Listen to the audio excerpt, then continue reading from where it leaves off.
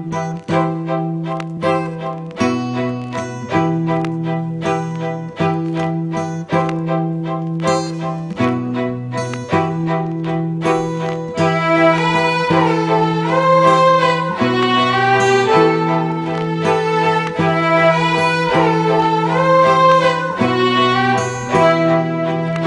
paraît que les mots ne sont que des mots, mais il paraît aussi que les mots soignent les mots. Je prends la lumière de mon âme pour dire que vous êtes beau, et cette mélodie va le rythme pour marquer un saut.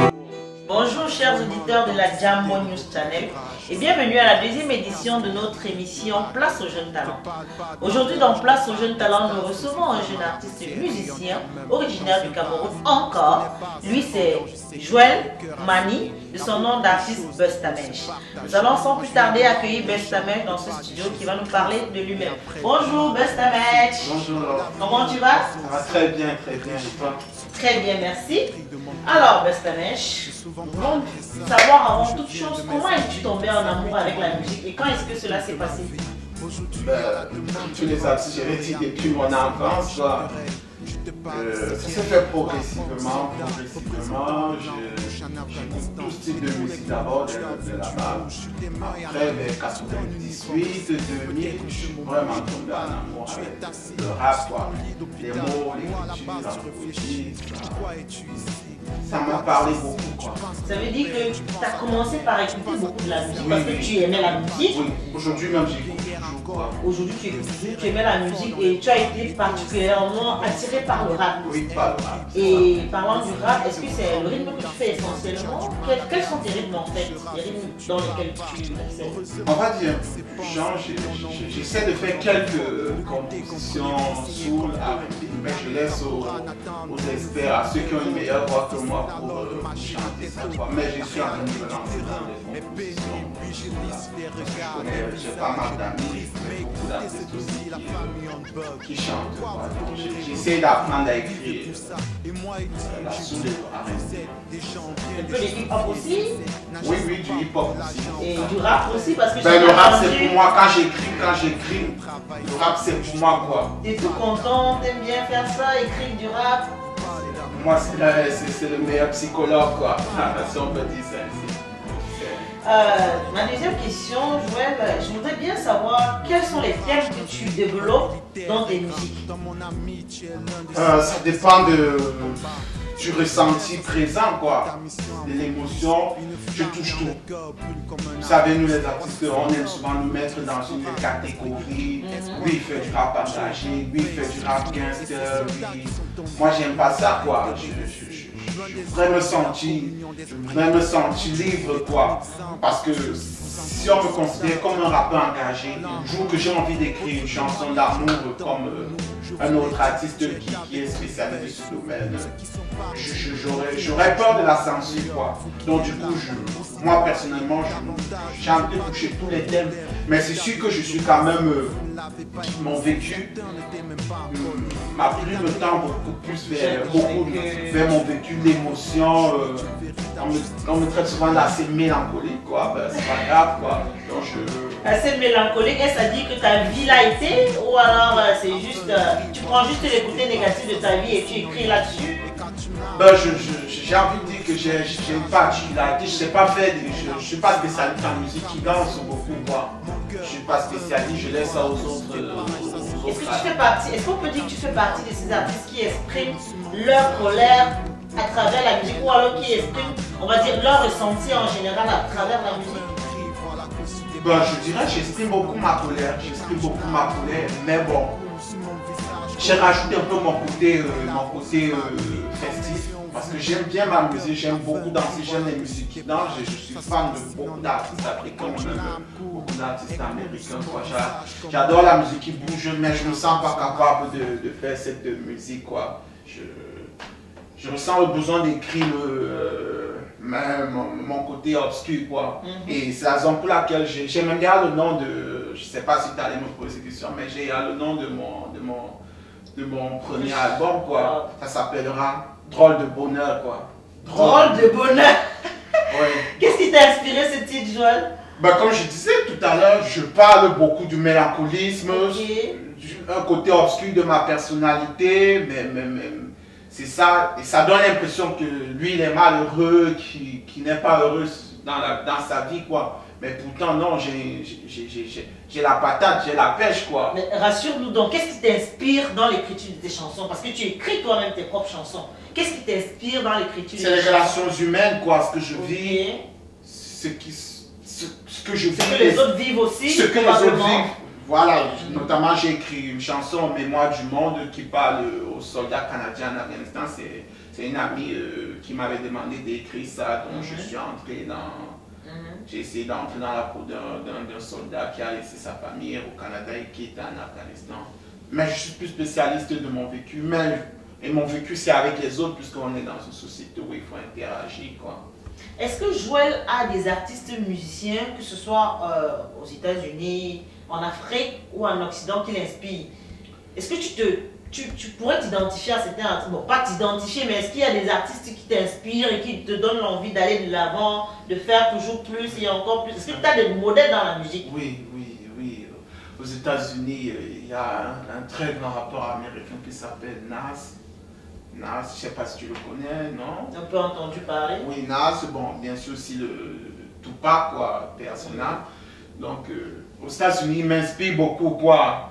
Il m'inspire beaucoup. En Afrique, il y a un groupe camerounais qui s'appelle Ex-Malaya, que j'ai vu commencer quand je commençais au Cameroun il y a 7 ans. Ex-Malaya, que je connais très bien aussi. Voilà, ce groupe-là, je les ai vus, ils ont commencé comme ça, ils ont divagué. Mais aujourd'hui, vraiment, vu avec l'évolution qu'ils ont, l'évolution que je vois de ces artistes-là, c'est magique, quoi. Ça m'inspire beaucoup. Tu as envie d'aller de l'avant, envie de l'avant, de faire ce que j'y crois, quoi. C'est ça. Ex-Malaya, il y a encore qui d'autre, je sais pas. En France, des rappeurs français comme Soprano, Lafouine, Kerry James, c'est ça, quoi.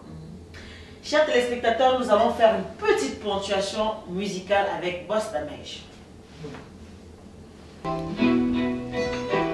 Mémoire du mort. Mémoire du mort.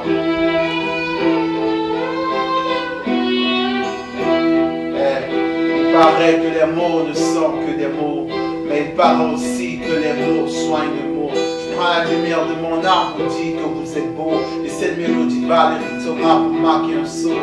Affirmant l'authenticité de votre courage, c'est au-delà de ces casques, il y a des cœurs qui battent.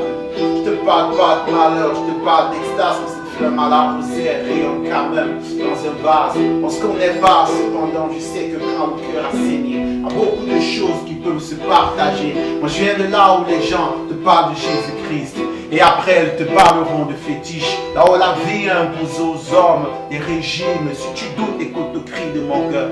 Chut. J'ai souvent parlé de ça, d'où je viens, de mes envies, c'est lui qui m'ennuie, en bref toute ma vie. Aujourd'hui, à la demande d'une grande sœur et amie, sœur Marie chanterait, je te parle de séquelles. Toi, mon soldat, représentant le blanc rouge en Afghanistan, tous les potes, tu as vu du rouge, tu aimes rien à tu ton uniforme aussi, peut-être en ce moment, je te parle si tu es assis, sur ton lit d'hôpital, moi là-bas, tu réfléchis, pourquoi es-tu ici?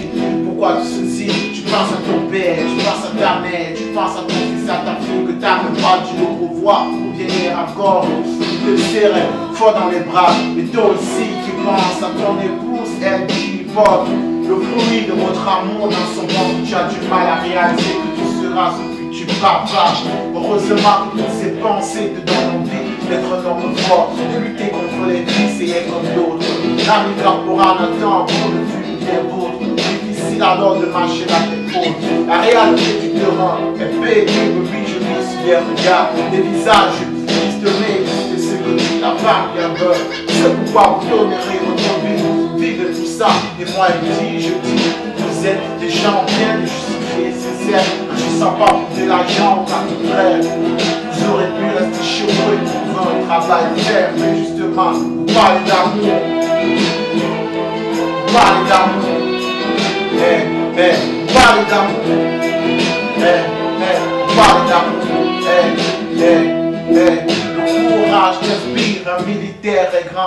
Dans mon ami, tu es l'un de ceux-là qui sont tombés au combat. Ce que tu laisses à ceux qui comprennent ta mission en vaut plus. Une flamme dans leur cœur brûle comme un abus.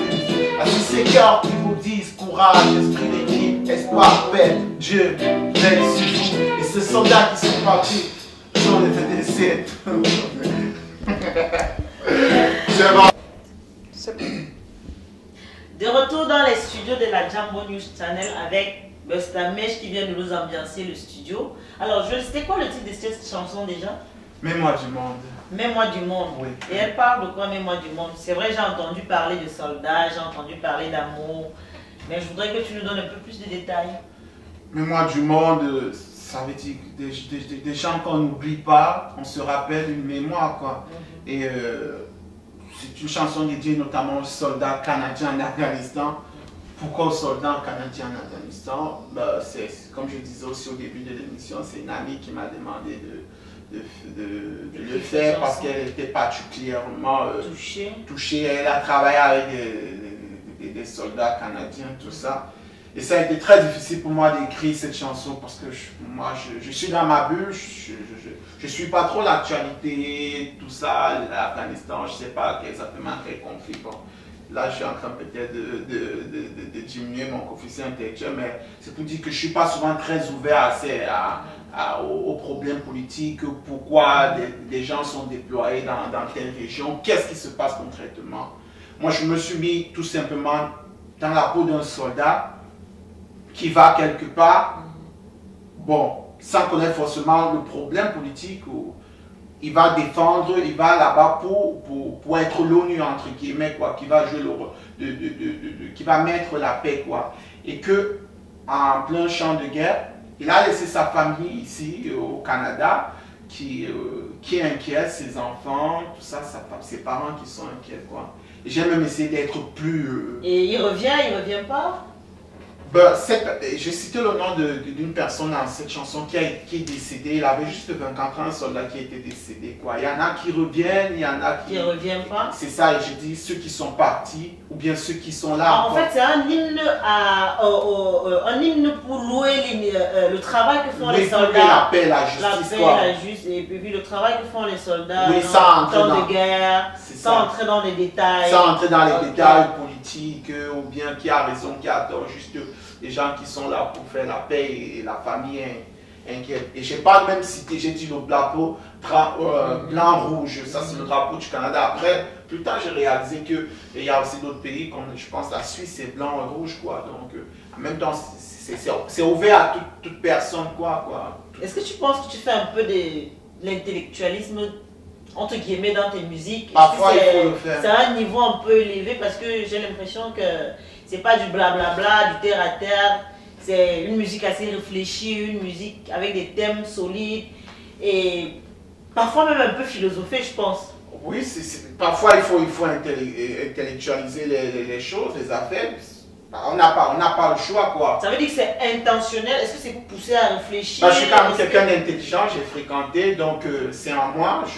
J'écris, j'ai une plume, j'utilise le matériel, ça va de soi. J'ai travaillé avec deux amis, André Nadeau et Valérie Thomas, qui a joué à la guitare. André Nadeau qui a réalisé cette chanson. Et ils m'ont aidé dans l'écriture. Il y avait des mots où on trouvait que non, ça ne passerait pas. Et on échangeait. On a essayé d'ajuster ça. Ça a pris du temps. On a fait ça en plusieurs reprises. Ça a pris 1 mois pour que je puisse écrire. J'ai eu le grand travail. La grande écriture a été faite par moi. Mais maintenant, une petite critique de... Est-ce que tu peux dire que tu fais de la musique de recherche? Parce que déjà les thèmes sont soit suggérés, soit pris aux alentours. Et puis les mots sont pesés. C'est comme tu dis que tu fais de la musique de recherche. C'est pas le rap pour faire du rap, c'est pas le rap pour danser, c'est pas le rap pour sautiller. C'est quand même un rap qui a un message intéressant, un message percutant, un message qui doit toucher. Et peut-être aussi un message qui peut-être voudrait aussi que ce soit des messages qui incitent au changement. Ok, oui, j'essaie de lier la qualité et donc avec l'utile à l'agréable. L'utile à l'agréable, merci. J'essaie de lier l'utile à l'agréable, que la forme soit belle et aussi le fond aussi y est aussi, quoi. Mais c'est pas tout le temps. Le rap, le rap c'est un style, c'est un genre musical assez qui a sa particularité dans ce sens où il y a beaucoup de compétition, il y a de la revendication, il y a aussi de l'ego trip quoi. L'ego trip, c'est-à-dire je me valorise. Ok. Tu vois, c'est-à-dire je dis ah je suis le meilleur rappeur, D'accord. je suis mieux que les autres. À la limite, je peux même injurier les autres, mais c'est pas au premier degré quoi. D'accord. Mais entre nous, on peut le comprendre. Vous ne le prenez pas mal. Oui, parfois c'est sûr qu'il y a des c'est vraiment ça le rap. C'est ça, parfois il y a des débordements. On a vu des aînés qui se sont clashés, quoi. On a vu parfois des événements, mais c'est un genre musical et donc du coup, si quelqu'un n'a jamais écouté Mémoire du monde, cette chanson, et qui m'a peut-être suivi dans une de mes chansons, Ego Trip, où je dis ah moi je suis meilleur. Quand je rappe, les autres MC doivent faire la file, tout ça, quoi. Ils vont dire, ah, celui-là, il n'y a pas de contenu, tout ça. Mais pourtant, j'ai aussi des chansons comme Mémoire du monde. J'ai encore d'autres chansons qui seront dans mon album, qui sont aussi encore très, dont l'écriture est vraiment très. Justement, parlant des autres chansons, parle-nous un peu des autres chansons. C'est quoi les titres, de quoi ça parle? C'est vrai que sûrement tu veux nous garder un peu la surprise pour le moment du sortie de l'album, mais on aimerait quand même en savoir un peu plus sur tes chansons, les thèmes que tu développes. Qu'est-ce que je développe dans mes chansons? Ces dernières années, personnellement, j'ai beaucoup exprimé la colère. Ces dernières années, j'ai beaucoup exprimé la colère. Est-ce que c'est par rapport à la vie? Est-ce que c'est par rapport au comportement des personnes dans la vie? Est-ce que c'est par rapport, je sais pas moi, à la politique? Oui, c'est par rapport, bien évidemment, je ne peux pas avoir de la colère tout seul. Là, c'est l'interaction avec les autres personnes qui créent ces frustrations, quoi. Et c'est ça, la colère aussi, les histoires d'amour. Qui finissent mal. Bon, ça finit souvent bien, mais jusqu'à présent, ça finit. Est-ce que tu n'es pas un défaitiste par hasard, Joël? Voilà, c'est ça. Et j'ai dit dans une chanson que je suis un défaitiste parfois. Parce que beaucoup de gens pensent qu'il faut penser positif, mais c'est bizarre, voilà pourquoi j'ai dit mon album s'intitulera Drôle de bonheur. Et si les gens ne me comprennent pas, c'est pas grave. Moi, je sais que je serai un artiste très incompris. Mais il faut du temps. Il faut du temps pour me comprendre. Pour moi-même, j'essaie de comprendre. J'ai des contradictions qui ont un sens, quoi. Je sais qu'il y a des contradictions qui ont un sens. Dans ce sens où je voudrais tout simplement dire, il y a des choses qu'on accepte comme ça, mais moi par exemple, je prends un exemple très concret. Dans la vie, je ne me sens pas un rappeur. Les gens me voient très timide, très gentil. Oui, mais quand je monte sur scène, c'est vrai en plus. Voilà. Parce que moi j'ai été étonnée lors de l'un de tes concerts de te voir être engagé. Et puis du coup tu faisais danser le monde. Et puis tu demandais au monde de se lever, de chanter avec toi. Je le connais, je le vois des fois à l'université, des fois à l'église. Mais je t'ai jamais vu dans cette euphorie que je t'ai vu lors de ton concert sur scène à l'université. J'étais comme tombée des nues, j'étais comme surprise là de voir. Et voilà, c'est une personnalité que j'ai découvert même à moi-même. Je savais pas que j'étais capable de faire des choses, de prendre des positions comme ça. Au début, j'étais très doux, j'étais comme ça. Après, il y a des choses à moi que je découvre, quoi. Et c'est en contradiction avec parfois, c'est en contradiction avec Joël, Bostamège, Joël, quoi. Joël, c'est l'humain, c'est la personne. Timide, la personne. Oui, Bostamège, c'est l'artiste, c'est une même personne, mais parfois, je dis, moi, quand je regarde souvent mes vidéos, je dis, oh mon Dieu, c'est moi là, c'est moi comme ça. Parfois, j'en rigole, quoi. Mais j'accepte cette identité-là, quoi. Mais est-ce que derrière cette nostalgie qu'on ressent dans ta musique, est-ce qu'il y a un fond d'espoir au finish qui ressort? Mais bien sûr, il y a beaucoup d'espoir. C'est pour ça que je veux que les autres... Je voudrais que les gens réfléchissent quand même. Les gens réfléchissent, ils se posent des questions. À partir du négatif, qu'on réfléchisse, qu'est-ce qui s'est passé? Peut-être c'est comme... Je ne prends pas ça comme du négatisme, je prends ça comme quelqu'un qui se reconnaît. Moi, c'est cette musique-là qui m'a sauvé. Qui m'a sauvé dans ce sens où, quand j'ai écouté un rappeur, mon rappeur préféré, c'est Soprano. En France, c'est un rappeur que j'aime beaucoup. Et quand j'ai écouté comment il exprimait son mélancolisme, et que moi je vivais des situations, mais comme je dis, oh, je ne suis pas seul. Parce qu'avant, dans le jeune, je me dis, oh, je suis seul au monde, voilà, je suis le seul à me sentir si inutile comme ça, tout ça. C'est ça, je me retrouvais dans cette chanson et du coup, je dis, non, c'est pas grave.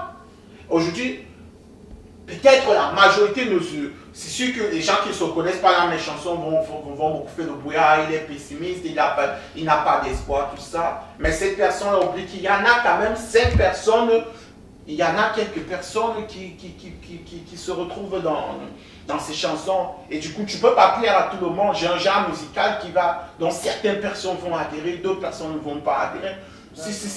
Si j'essaye de plaire à tout le monde, je n'aurai pas de principe et je vais me perdre moi-même. Depuis 2007, Joël, on a remarqué que tu es présent dans vraiment différents concerts, dans différents lieux, que ce soit à l'université, dans les cabarets. Mais c'est quoi la suite? Parce que après les concerts, on voudrait quand même pouvoir s'approprier le CD de Joël quelque part. Ou alors, est-ce qu'un projet, tu voudrais faire quelque chose de plus? Je prépare mon album. Oui. Les textes sont déjà écrits. Oui. Il y a quand même une petite idée dans le style musical que je recherche. Mais maintenant, il faut une équipe. Il faut une équipe c'est-à-dire des personnes qui comprennent, qui vont accepter ces démarches. C'est ça. Mais pour l'instant, c'est assez compliqué parce que comment dire, ces événements de la vie te présentent ces personnes. Il faut aussi que ça soit naturel. Les opportunités. Quoi. Dans le passé, j'avais des personnes avec qui on avait progressivement commencé ensemble, ça allait bien, cheminer ensemble, mais après, bon, les choses ont fait que chacun prenne leur direction, quoi, c'est ça, et je me retrouve un peu vouloir revenir en arrière, c'est un peu comme si c'était, en fait, l'élan avec lequel tu avais pris avec ces personnes a été brisé, il faut refaire encore. Il faut refaire tout ça, quoi. Donc, c'est ça. Sinon, il y a cet album Drôle de Bonheur que je prépare. Il y a plein de tests qui sont déjà prêts. Il faut maintenant des bonnes personnes. Il faut, bon, une statistique probable. Parce que ça prend du temps, les gens, pour valoriser, pour défendre l'album. C'est ça. Un dernier mot peut-être pour tes fans, Joël? Ben, qu'est-ce que je pourrais dire? Je continue à travailler, c'est beaucoup de travail. C'est beaucoup de travail. Beaucoup de réflexion. Beaucoup de réflexion aussi. Je dirais même trop de réflexion, quoi. Mais j'espère que je réussirai à faire quelque chose de bien. Nous te le souhaitons en tout cas. Attends, une autre question que les téléspectatrices aimeraient certainement savoir, est-ce que Joël est encore à prendre? Bestamej est-il encore à prendre? Je te donnerai cette offense dans les coulisses. Joël, on sait que vous êtes originaire de l'ouest du Cameroun, autant pour moi du centre du Cameroun, oui. Et qui a un rythme très ensemble là-bas qu'on appelle le Bikutsi. Est-ce qu'on peut s'attendre des années à venir à ce que Joël nous fasse du Bikutsi? Non, pas du tout. Je laisse ça aux experts. Non, je ne sais même pas comment composer une musique de Bikutsi, mais j'aime beaucoup danser. J'aime beaucoup utiliser cette musique pour m'amuser, pour me garder. C'est-à-dire quand je finis d'écrire mes mots assez très mélancoliques entre guillemets, quoi. Okay. Je m'arrête un peu m'évader avec du Bikutsi, c'est ça. Chacun a sa part de choses, chaque artiste a sa part de choses. Chers auditeurs, nous sommes arrivés au terme de notre émission. Un grand merci à Bestamej d'être venu, de nous avoir rendu visite et de nous avoir parlé de son œuvre. Merci aussi à Maïssa Pembe, notre caméra woman. Je suis Zab Jousserand Barbé pour vous servir. C'était Jambo News Channel. Bye bye.